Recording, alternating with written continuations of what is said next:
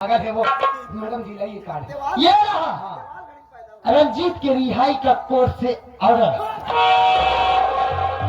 पकड़िए दरोगा जी, हड़बड़ाइए मत। पकड़ लो पकड़ लो पकड़ लो पकड़ लो पकड़ लो पकड़ लो पकड़ लो। ये रहा राजेश की रिहाई का कोर्ट से ऑर्डर। देखो दरोगा जी, मैं आपसे ये कहना चाहती हूँ कि जितना जल्दी हो सके आप हमारे दोनों क्लाइंट को जल्द से जल्द रिहा कर दीजिए। बिल्कुल ठीक है, आइए आइए आप बैठिए। ठीक है।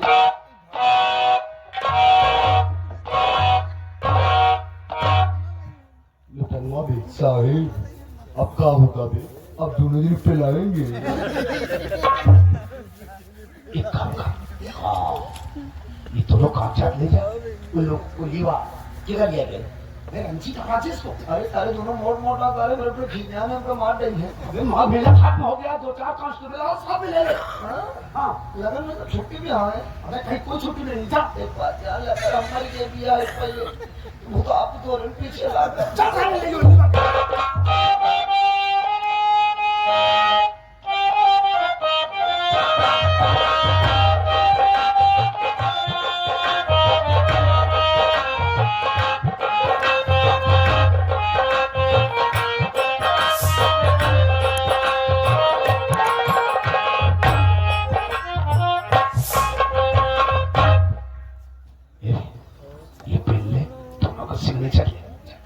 साया हमने तो पेल लिया। मैं तो हाँ पेल लिया। ए लो चलो सनीचर करो।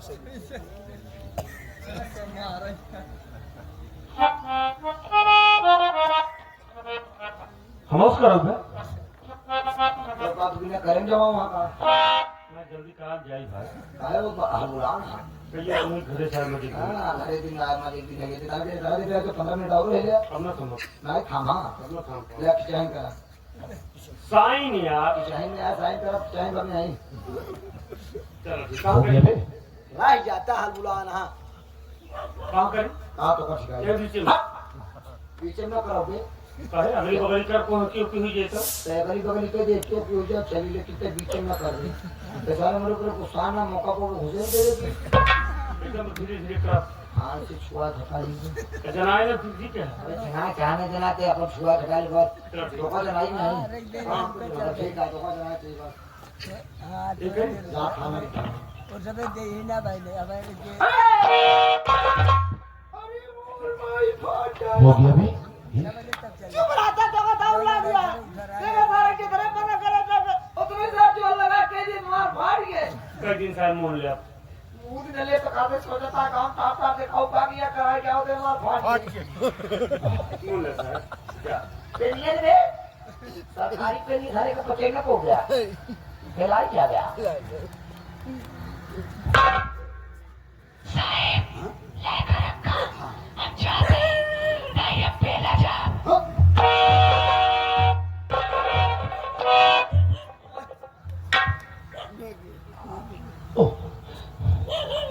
मैडम जी आइए। बोलिए दरोगा जी। देखिए मैडम जी, कोर्ट के ऑर्डर के अनुसार आपके दोनों क्लाइंट जेल से रिहा हो गए। ठीक है रे। और इस वक्त मैं ड्यूटी पर हूँ मैडम, गश्त में जा रहा हूँ। हाँ तो मेरी तबीयत भी ठीक नहीं है, मैं चलना चाहता हूँ। ठीक है दरोगा जी, आप जाइए अपनी ड्यूटी निभाइए और एक अच्छे डॉक्टर से अपना इलाज करवा लेना, वरना एक न एक दिन तुम मर जाओगे। हाँ मैडम बिल्कुल ठीक है, चलता हूँ मैडम। ठीक है नमस्कार।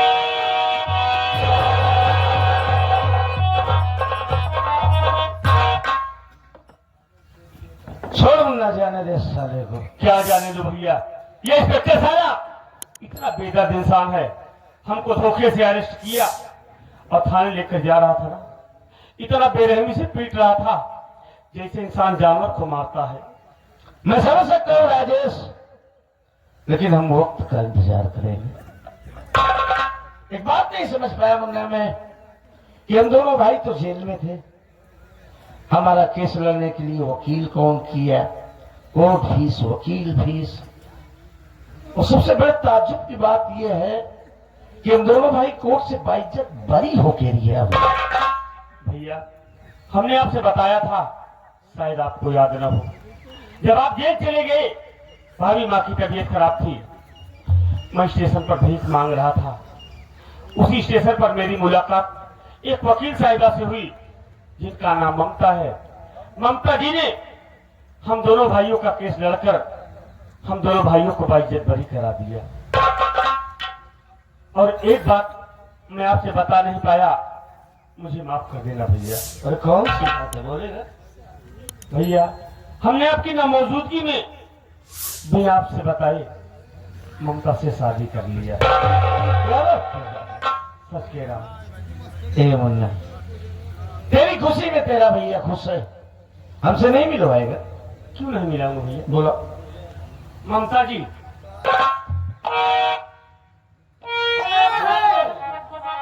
भैया से? अच्छा, कहिए बड़े भैया, आप मुझसे क्या कहना चाहते हैं? देखो फिर साहिबा, आपने जो एहसान हम दोनों भाइयों के ऊपर किया है, काश बदले में अपनी जान भी दे दूं तो आपके एहसानों से उन्हें नहीं हो पाएगा। भैया आप ये कैसी बात कर रहे हो? सच कह रहा हूं। अरे मैं तो आपके घर की बहू हूँ, तो इसमें एहसान की बात कहाँ से आ गई? अगर आपको ये सब एहसान ही लग रहा है तो आप मुझको इतना आशीर्वाद दीजिए कि मेरा पति जहाँ भी रहे सदा सलामत रहे। भैया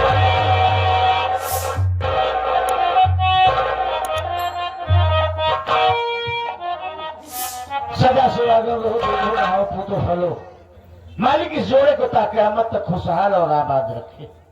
ए मुन्ना, हाँ भैया, चल पहले घर चलते हैं, घर का समाचार लेते हैं, तेरी भाभी बच्चा सब कैसे है? हाँ भैया, लेकिन अगर आपकी इजाजत हो भैया तो ममता को भी ले चलो। आज शब ममता चलो घर चलते हैं। अब तुम जुदाई बर्दाश्त नहीं हो रही है, चलो। अब तुम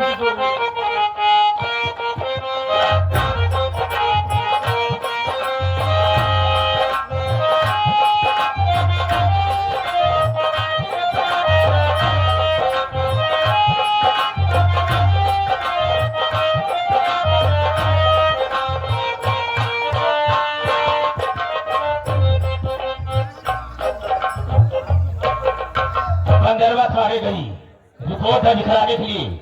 धरा ने क्या किया क्या नहीं, कुछ खबर नहीं मिली, हम उसका इंतजार करेंगे।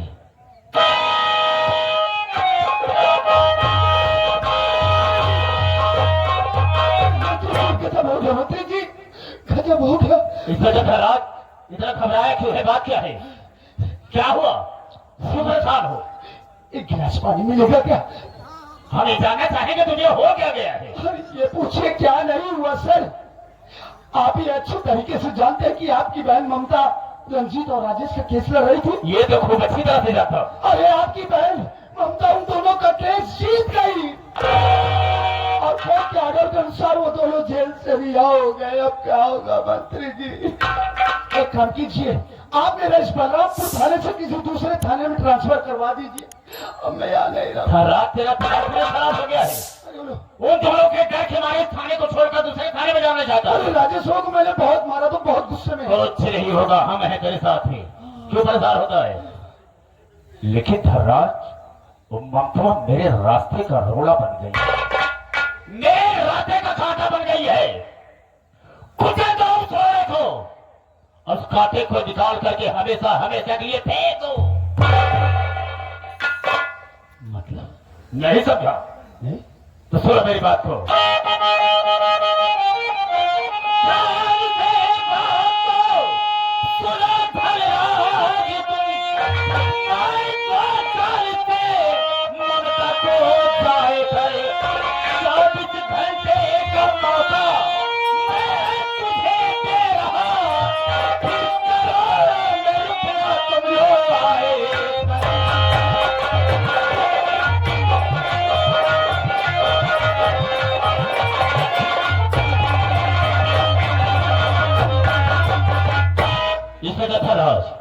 अगर मेरा दुश्मन बन चुकी है तो उसे हमेशा हमेशा के लिए हमारे रास्ते से हटा दो।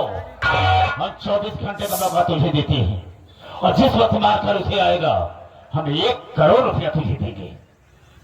1 करोड़? बेशक होगा। अरे सर जी, 1 करोड़ रुपए के लिए तो आप कहें तो ये इंस्पेक्टर धर्राज सिंह कुंवरपुर गांव में बम फेंक दे। नहीं यहाँ बात ऐसे कोई जरूरत नहीं है। हाँ। पहले ममता को मारो, उसके बाद हम सोचेंगे। अगर ऐसी बात है सर तो मेरी बात ध्यान से सुनो। ठीक है, मंत्री जी चाह रहा है इस घड़ी हमारी ममता को गोली चलाऊं गाँव में।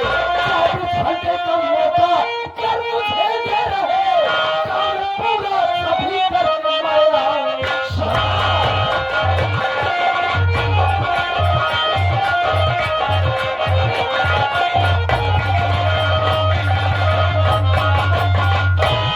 सर जी। हाँ अगर आप मुझे 1 करोड़ रुपए देने का वादा कर रहे हैं तो इसी वक्त जा रहा हूं। मैं आपकी बहन ममता को जान से मार दूंगा। ऐसा ही होना चाहिए। जान से मारने के बाद जब ये खुशखबरी लेकर मैं आपकी हवेली में आऊं तो मेरा 1 करोड़ रुपया तैयार रखना। इंस्पेक्टर धर्राज, तुम मेरी आदत से वाकिफ हो। जी सर। कि जो मैं कहता हूँ उसे करता हूँ। राइट। जिस वक्त मारकर आएगा हम तुरंत तुझे 1 करोड़ रुपया देंगे। ओके सर, तो देर करने की क्या बात है। हाँ। इसी वक्त मैं जाना चाहता हूँ। जाओ। ममता, किसी दिन तुमने मुझे धमकी दी थी कि जा तो रही हूँ भैया, लेकिन जब लौट कर आऊंगी तो अपना आधा हिस्सा तुमसे जरूर बताऊंगी। अरे जब तू दुनिया में रहेगी ही नहीं, जब तू दुनिया में रहेगी ही नहीं तो हिस्सा मुझसे कैसे बताएगी ये देखूंगा।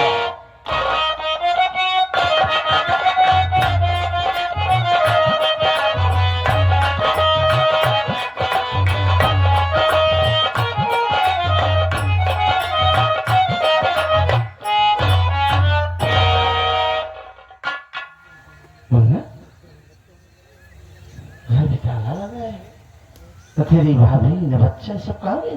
ये तो मैं भी सोच रहा हूँ भैया। भैया भाभी घर में अकेली थी, बैठे बैठे गई होगी, अपना दिल बहलाने के लिए किसी पड़ोसी के यहाँ गई होगी।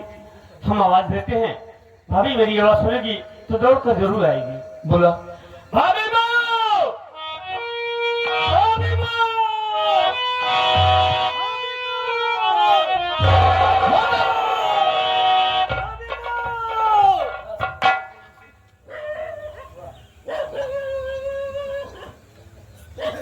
बात क्या अभी है यार? हमारे घर में ताला लगा है, ना हमारी पत्नी न बच्चा। ये सब कहाँ गए? कुछ जानकारी है आपको? बताएंगे भैया। आप तो बैंक केस में स्वयं जेल चले गए हुए थे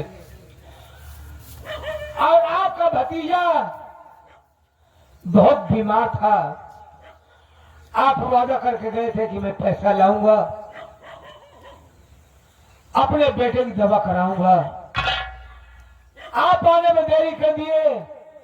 भाभी माँ ने सोचा कि मंत्री मक्खनलाल जो है नारी सहायता केंद्र खोल रखा है, वहां पर जाऊंगी, हमें कुछ आर्थिक मदद मिलेगी जिससे कि बेटे की दवा कराऊंगी। भाभी माँ वहां पर पहुंच गई, लेकिन ऐसा कुछ नहीं हुआ भैया। और मंत्री मक्खनलाल आराम खोर भाभी माँ की इज्जत को लूट लिया।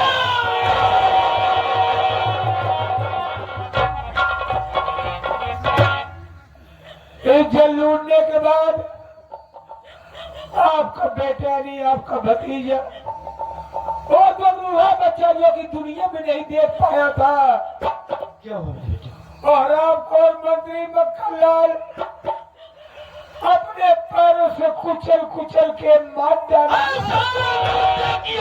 मंत्री मक्खनलाल नहीं चाहता के थोड़ा का साले इसी यार में गरीब बबलाऊ की इज्जत से खेलता है।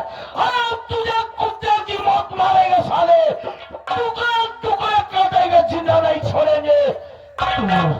बहुत चला रहा हूँ साले तेरे पास। जब बेटा खत्म हुआ, भाभी मैंने सोचा मैं चली जाऊं बलरामपुर थाने, वहां पर मैं मंत्री खिलाफ रिपोर्ट लिखा दूंगी। मरे हुए बच्चे को गोदी में लेकर के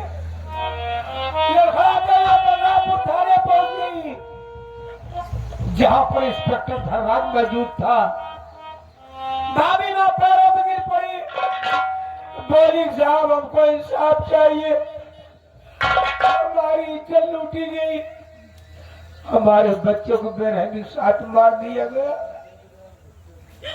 भाभी माँ कहने लगी लेकिन ऐसा कुछ नहीं हुआ भैया। और आपका इंस्पेक्टर धर्राज भाभी माँ को लगा मारने, मार मार करके थाने से भगा दिया। अब हमें पता नहीं है भाभी माँ मरे हुए बच्चों को लेकर कहाँ गई होगी, कहाँ टहलती होगी। सब कुछ बर्बाद हो गया भैया। भैया हमने आपसे वादा तो किया था कि जब तक मैं घर में रहूंगा मेरी भाभी मेरे मन्ना पे कोई आँच नहीं आएगी, लेकिन मैं अपना वादा नहीं निभा पाया, अपना वादा नहीं निभा पाया। मुझे माफ कर देना भैया।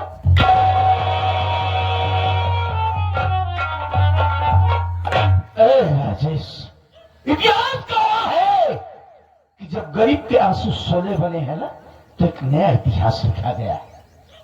हम किसी के पास न्याय और इंसाफ मांगने के लिए नहीं जाएंगे, अब हम सीधा जाएंगे चंबल, थाने की ओर जाएंगे और उजाड़ देंगे सालों की हत्ती को, काट देंगे ससुरे को, जिंदा नहीं छोड़ेंगे। हम चंबल नहीं जाएंगे भैया। तो अरे चंबल बहुत दूर है, चंबल आने जाने में काफी वक्त गुजर जाएगा। हम सबसे पहले अपने भाभी माँ की खोज करेंगे और जिस दिन मेरी भाभी मिल गई ना उस दिन हम अपनी हवेली जाएंगे और एक एक अपमान का बदला न चुकाया ना तो मैं आजाद राजेश कुमार ससुरे को चलो भैया।